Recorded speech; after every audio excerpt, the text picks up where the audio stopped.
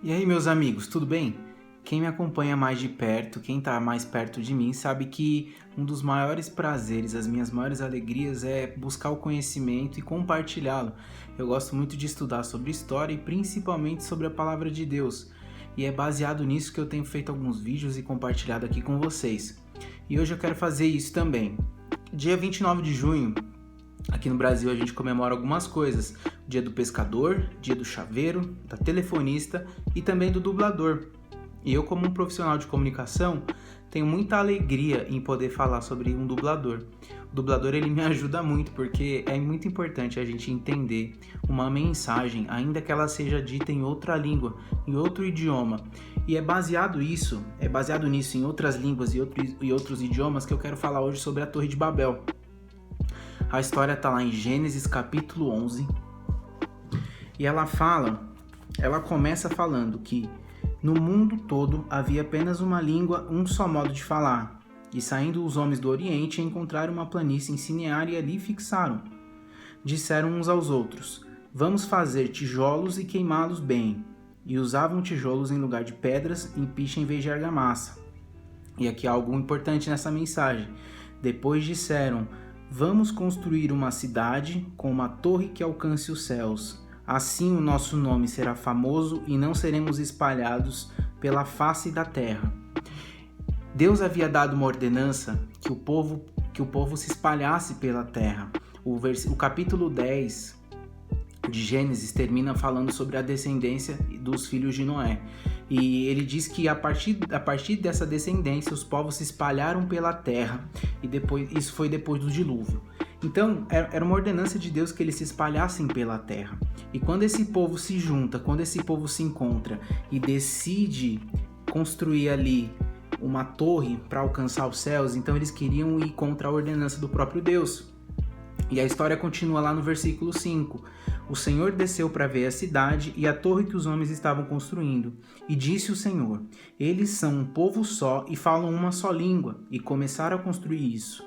Em breve, nada poderá impedir o que eles planejam fazer. Versículo 7. Venham, desçamos e confundamos a língua que falam, para que não entendam mais uns aos outros. E assim o Senhor os dispersou dali por toda a terra, e pararam de construir a cidade. Por isso foi chamada Babel, porque ali o Senhor confundiu a língua de todo o mundo, e dali o Senhor os espalhou por toda a terra.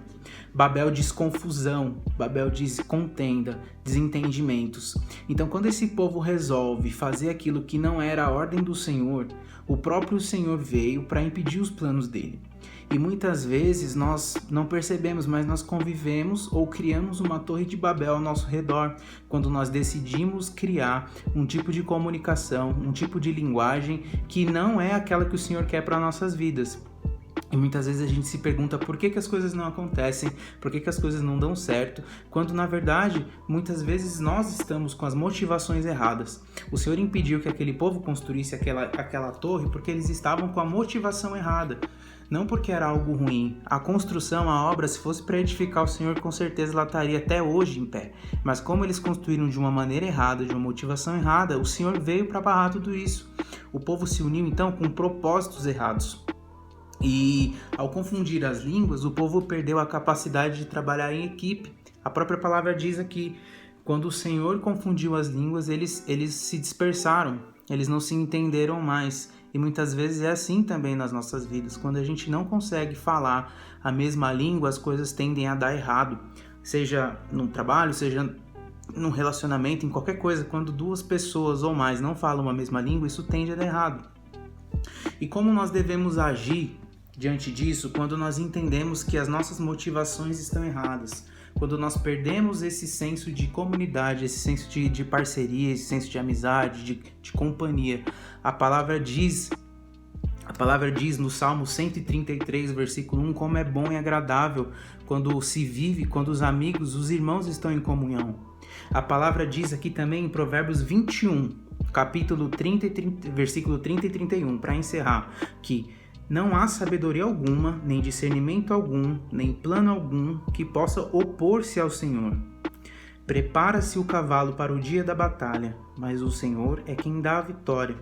Ou seja, quando aqueles homens decidiram se opor ao mandamento, à vontade do Senhor, se reunindo em um só lugar e querendo ali estabelecer os princípios deles, eles tentaram se opor ao plano do Senhor, e não há nada que se oponha aos planos do Senhor. Então que as torres de Babéis que tem na nossa vida possam ser derrubadas hoje, e que nós possamos construir uma torre que nos leve mais perto do Senhor, para fazer a vontade do Senhor. Vocês fiquem na paz e com o amor de Cristo.